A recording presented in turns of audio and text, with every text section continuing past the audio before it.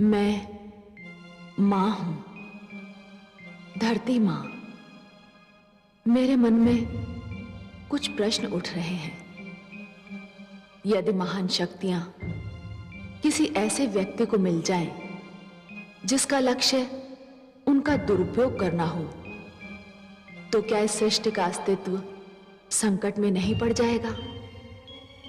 यदि कोई जन कल्याण के नाम पर कोई वरदान प्राप्त करे, परंतु उसका उपयोग किसी एक वर्ग के लाभ के लिए करे, तो क्या यह कार्य अनुचित नहीं होगा?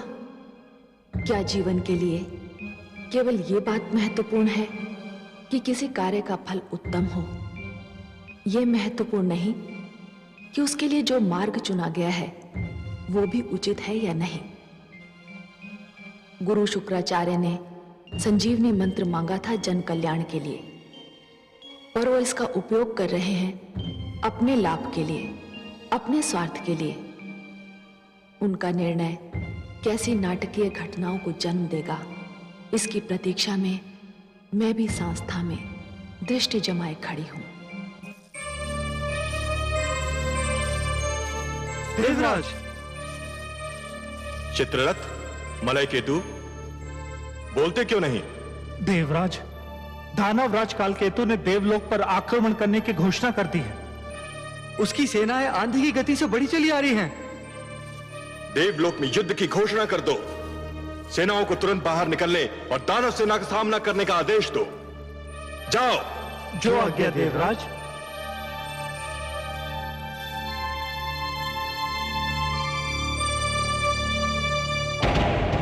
मेरे लिए ये युद्ध अपने दानव शिष्यों को दिए गए वचन को निभाने का अवसर है। मैंने अपने शिष्यों को वचन दिया था कि मैं दानव संस्कृति की रक्षा करूंगा और उसे विजयी बनाऊंगा। क्या इसके लिए युद्ध प्रथम और अंतिम मार्ग है? हाँ देवी, मैं तो उस मार्ग पर अपना पग धर भी चुका। तो फिर आप छाया की भांति मुझे हर पल अपने साथ पाएंगे। मेरे लिए मेरा पति सर्वश्रेष्ठ है। मैं आपकी धर्मपत्नी हूँ स्वामी।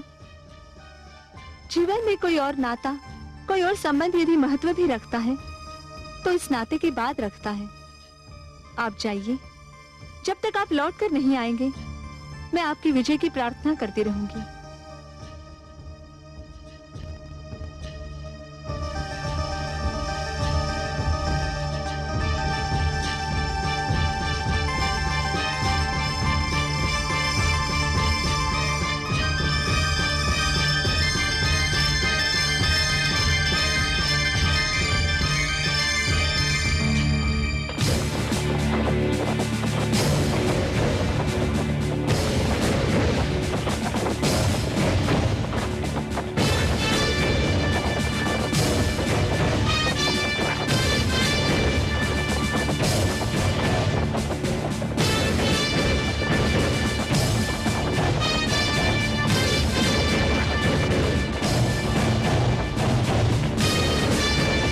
सारथी, रथ रोको। रुको सारथी।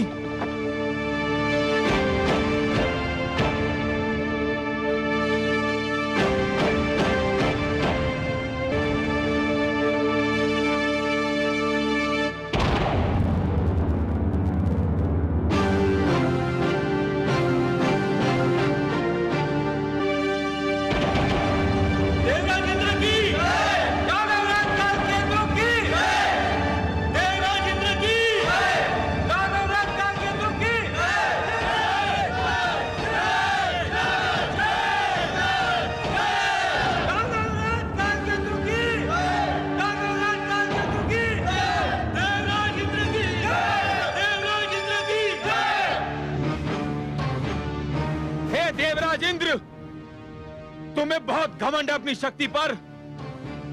आज का दिन तुम्हारे घमंड का अंतिम दिन होगा। आज हम अपनी पराजय और अपने अपमान का प्रतिशोध लेने आए हैं।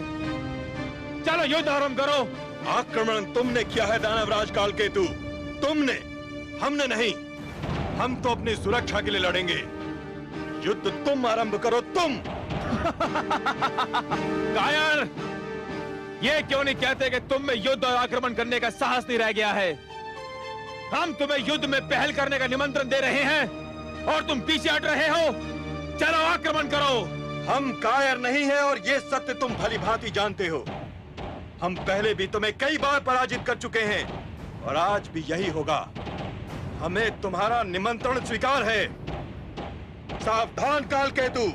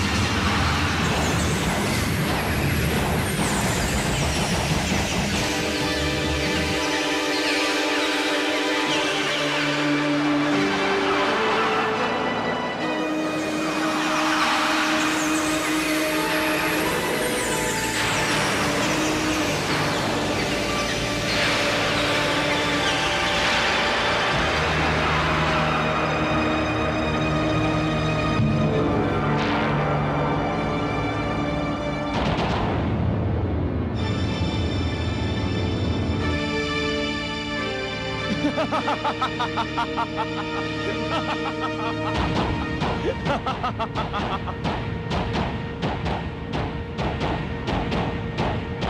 तक तुमने प्रहार किया है, अब हमारी बारी है। सावधान!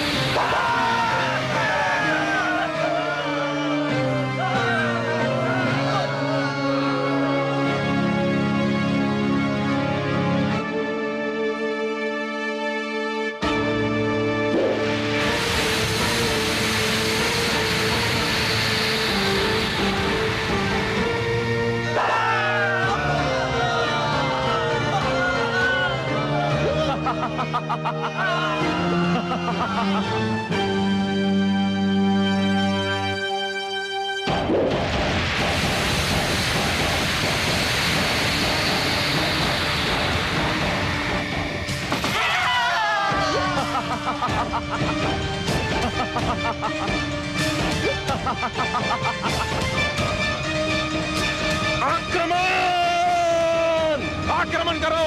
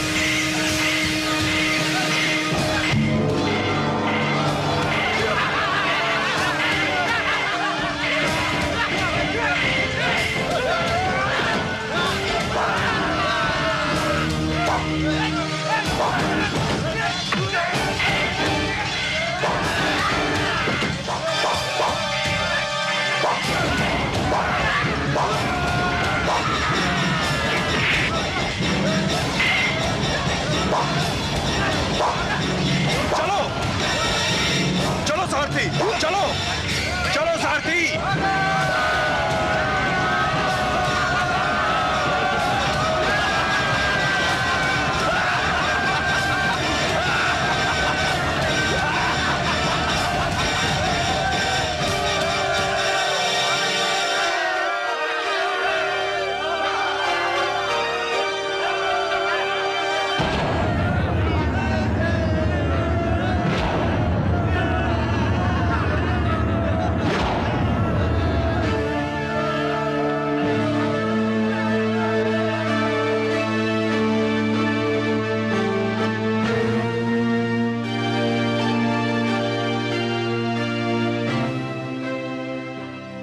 आपकी कृपा से हम जीत गए गुरुदेव। तुमने पहली बार हमें गुरु दक्षिणा दी है कालकेतु। ये भेंट स्वीकार कीजिए गुरुदेव, ये इंद्र का वज्र है।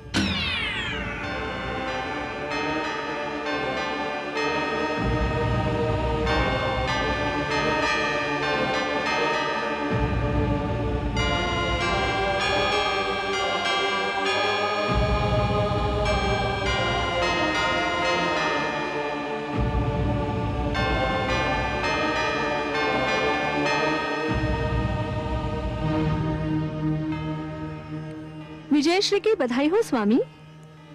हमारी विजय आपके पिता की पराजय भी तो है देवी।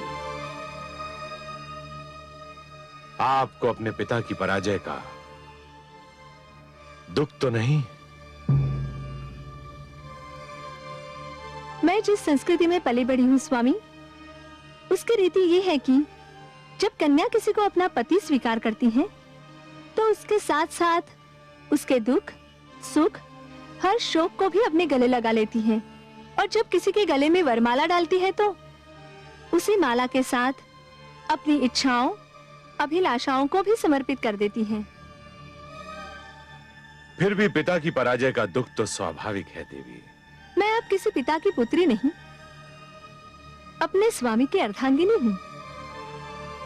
हमारी संस्कृति में पाणी ग्रहण केवल शारीरिक मिलन नहीं होता, आत्माओं का मिलन भी होता है। युद्ध में आपकी विजय मेरे लिए गर्व की बात है। मेरी ओर से देवताओं की सेना पर विजय की हार्दिक बधाई स्वीकार करें। विजय हमें केवल देव सेना पर नहीं मिली है देवी, हमने मृत्यु पर भी विजय पा ली है। अब दानव लोक के लिए मृत्यु का अंत हो चुका है। हे सर्वेश्वर, क्या वास्तव में मृत्यु का सदा के लिए अंत हो जाएगा? नहीं महादेवी, जीवन और मृत्यु तो एक दूसरे के लिए अनिवार्य है। यदि मृत्यु का अंत हो गया तो जीवन के सौंदर्य का भी अंत हो जाएगा। जीवन इसी कारण तो सुंदर और मूल्यवान लगता है देवी कि एक दिन उसका अंत होना है। यदि केवल दिन ही छाया रहे और रात्रि ना आए तो नेत्र जागते जागते और सूर्य अपना प्रकाश बांटते बांटते थक जाएं। यदि मृत्यु ना आए तो प्राणी कदाचित जीवन से ऊब जाए देवी। परंतु दैत्य गुरु शुक्राचार्य तो कह रहे हैं कि उन्होंने मृत्यु पर विजय पा ली है। हा?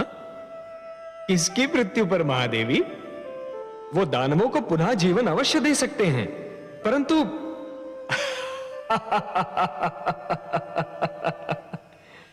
महादेवी आप तो बस देखती जाइए कि जिस अभिमान ने देवेंद्र के सिर में अपना डेरा जमा रखा था, अब वही अभिमान दैत्य गुरु शुक्राचार्य के सिर में अपना घर बना रहा है।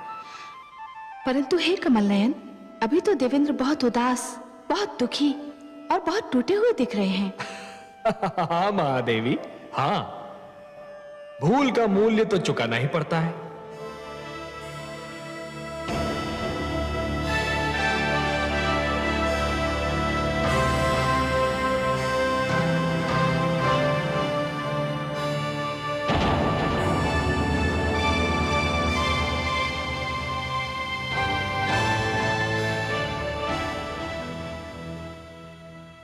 जो हुआ वो मेरी और केवल मेरी भूल का परिणाम था। इस भूल में आप अकेले नहीं हैं देवेंद्र। हम सब ने भी तो अपने आप को जी भर के चला था। जो हो चुका है उसका शोक समस्या का समाधान नहीं है देवेंद्र। यह स्थिति बहुत गंभीर और घातक है कि दानवों का जीवन संजीवनी की छाया में सुरक्षित हो चुका है और देव जीवन आज सुरक्षा की राहों में भटक रहा है। इस स्थिति में मेरी दृष्टि कहीं जाकर ठहरती है तो केवल लक्ष्मी नारायण के चरणों पर। उनके सिवा कोई नहीं जो हमें संकट से उबार सके। देवेंद्र, हमें श्री विष्णु के पास चलना चाहिए।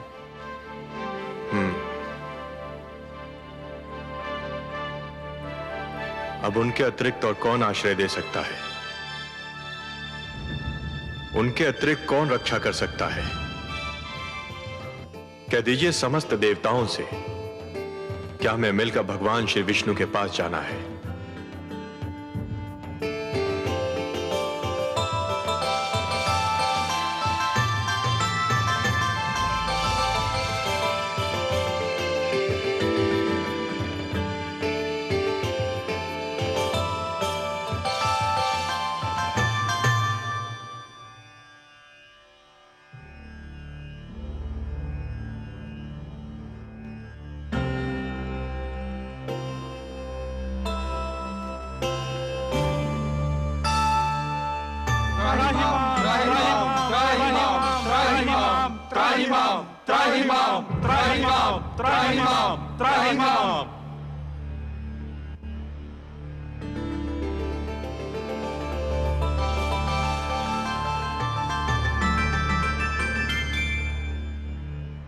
हे देवेश्वर, हम पराजित हुए।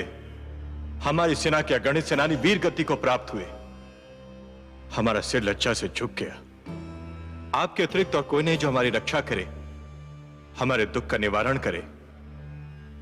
हे परमेश्वर, हमारी सहायता कीजिए। हे नारायण, दैत्य गुरु शुक्राचार्य ने भगवान शिव से संजीवनी मंत्र क्या प्राप्त किया? हमारे सिरों पर मृत्यु और पराजय का वज्र आ गिरा। हे लक्ष्मीपति, यदि दानव मरते हैं तो दैत्य गुरु उन्हें फिर से जीवित कर देते हैं, और जब देवता मरते हैं तो उनका सदा के लिए अंत हो जाता है। हे सर्वशक्तिमान, यही दशा रही तो देवता घटते जाएंगे, दानव बढ़ते जाएंगे, और एक दिन देवलोक पर दानवों का आधिपत्य हो जाएगा। देव संस्कृति गिर जाएगी तो मानव संस्कृति भी गिर जाएगी। जब हम संजीवनी मंत्र से सुरक्षित नहीं, तो मानव तो और भी दुर्बल है। हमें संजीवनी मंत्र से बचाइए प्रभु, हमारी सहायता कीजिए। संजीवनी मंत्र का केवल एक उत्तर है, अमृत। अमृत? अमृत? अमृत वो है जो पीने वाले को अमर बना देता है।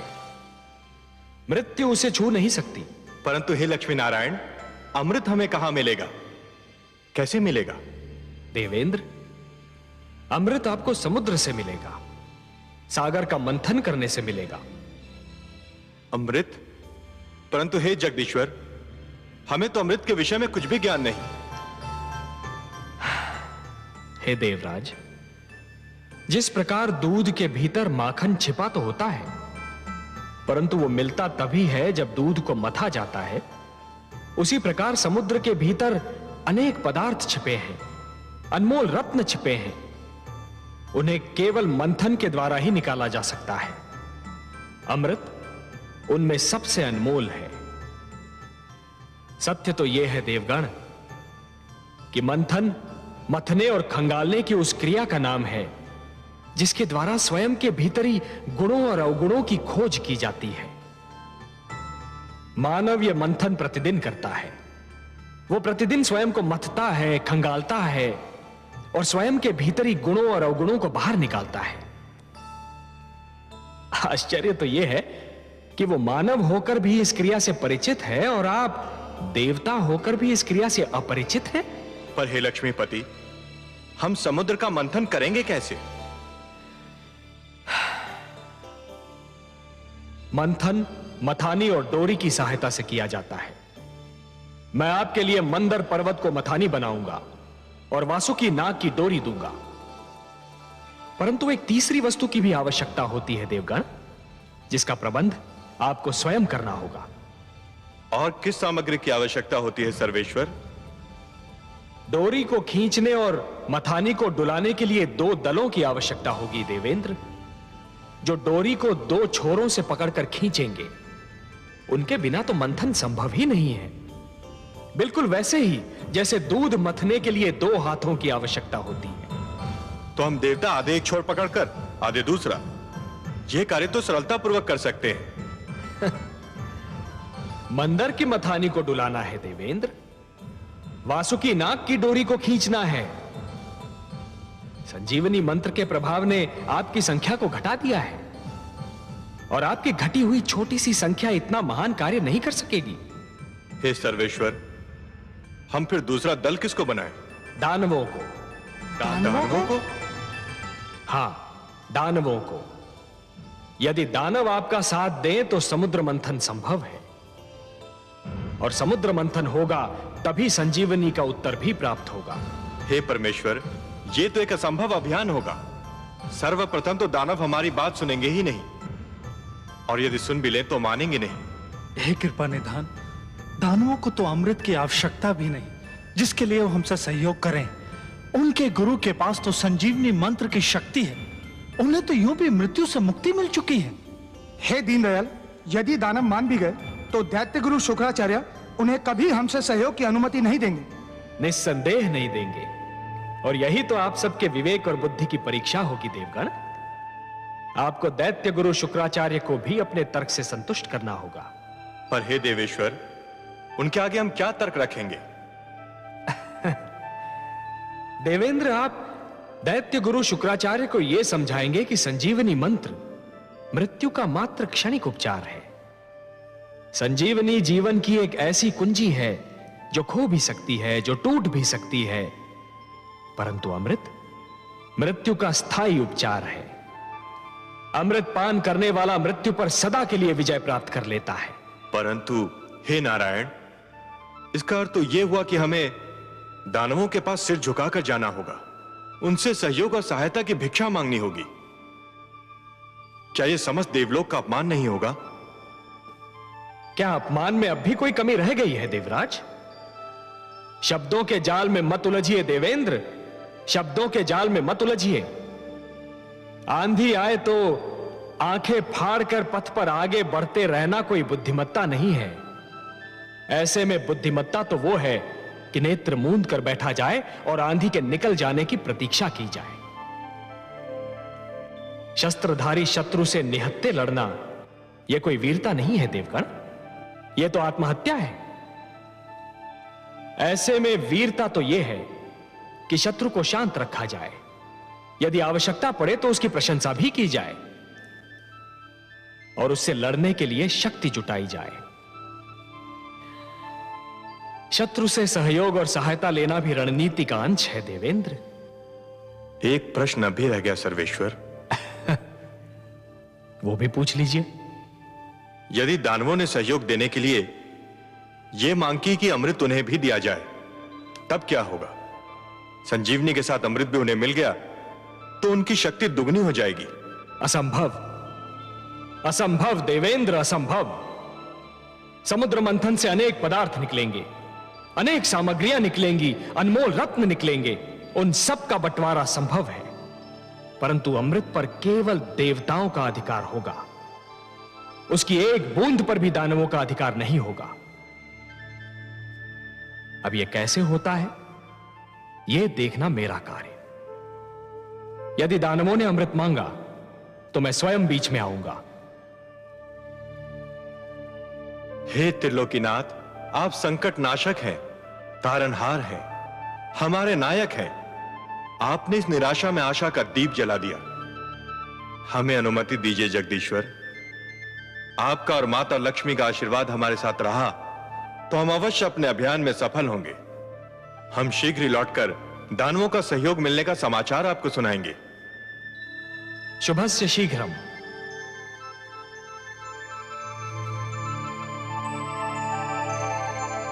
हे कमल नयन, आपने अभी कहा कि दानवों से सहयोग लिया जाए, किंतु उन्हें अमृत की एक बूंद भी न दी जाए। हाँ महादेवी, मैंने यही कहा। परंतु हे सर्वेश्वर, क्या ये छल नहीं कहलाएगा? कार्य की परिभाषा उसका उद्देश्य निर्धारित करता है महादेवी। यदि उद्देश्य उत्तम हो तो उसे छल का नाम नहीं दिया जाता, उसे नीति का नाम दिया जाता है। देवताओं को भी नीति से कार्य लेना होगा। छल तो गुरु शुक्राचार्य कर रहे हैं महादेवी। उन्होंने भगवान शिव से कहा कि संजीवनी मंत्र उन्हें मानव कल्याण के लिए चाहिए, पर क्या वो मानव कल्याण कर रहे हैं? वो तो संजीवनी मंत्र का उपयोग केवल दानव कल्याण के लिए कर रहे हैं, और यह छल है देवी, यही छल है। और इसके उत्तर में कोई भी कार्य, भले ही उस पर छल का संदेह ही क्यों न हो, उचित ही नहीं उत्तम भी है। आप तो उत्तरों के उत्तर हैं, तर्कों के तर्क हैं और उद्देश्यों के उद्देश्य हैं कमल नयन। आपकी हर बात में रहस्य होता है।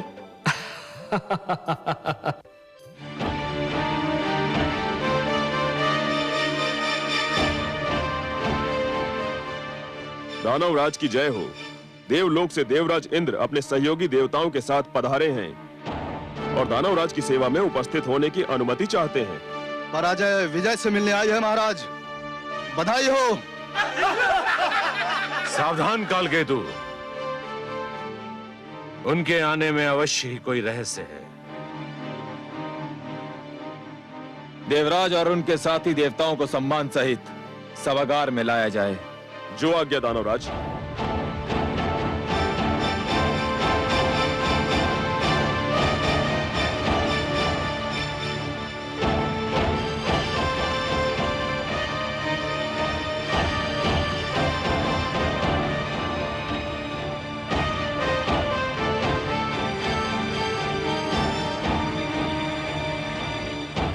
प्रणाम दैत्य गुरु शुक्राचार्य। प्रणाम दानवराज कालकेतु। दानव सभागार में देवराज इंद्र का स्वागत है। कदाचित यह पहला अवसर है जब देवराज और अन्य देवताओं ने अपने चरणों की धूल से दानव सभागार को पावन किया है। आप सत्य कह रहे हैं महाराज, नहीं तो हम इस योग्य कहां थे, कितने महान व्यक्तियों के दर्शन पाते। ये ना भूलिए महाराज कालकेतु कि हम में वैर के अतिरिक्त भी एक नाता है। उस नाते को भी स्पष्ट कर दीजिए देवराज। हम और आप अलग अलग माताओं के किंतु एक ही पिता की संतानें हैं। हम एक दूसरे के भ्राता भी हैं दानवराज। मेरे दानव शिष्यों को सदैव इसका स्मरण रहा है देवराज, परंतु लगता है देवताओं की स्मरण शक्ति कुछ दुर्बल है।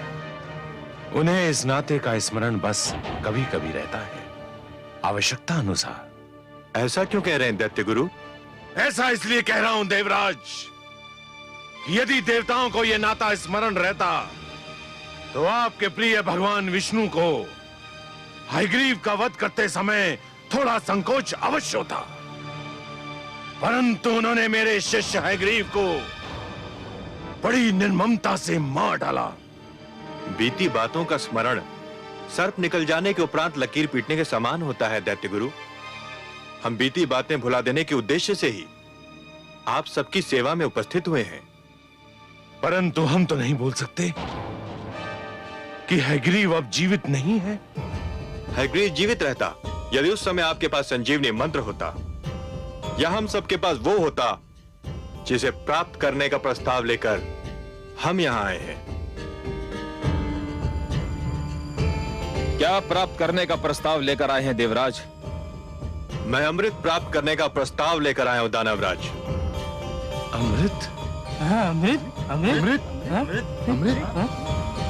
अमृत, परंतु उसे प्राप्त करने के लिए हम में और आप में सहयोग और समझौता आवश्यक है।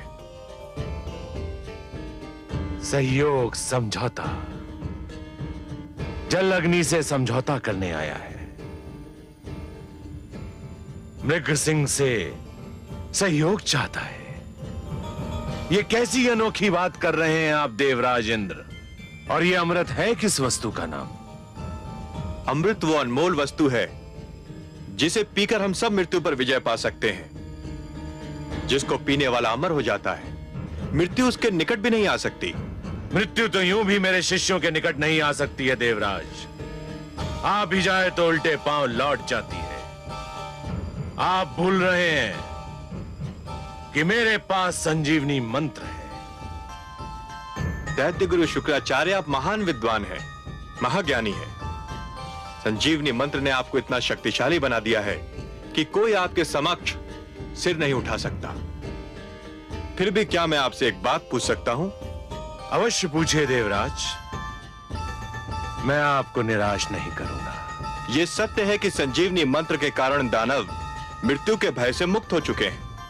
उन्हें मृत्यु आ भी जाए तो आप उन्हें पुनर्जीवन प्रदान कर देंगे, परंतु यदि आपको कुछ हो गया तब क्या होगा दैत्य गुरु?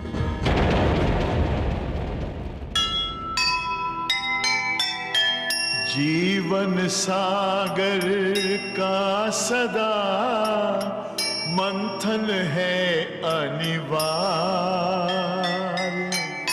सफल वही संसार में करे कठिन जो कार्य। अमृत पाने के लिए तज कर झूठा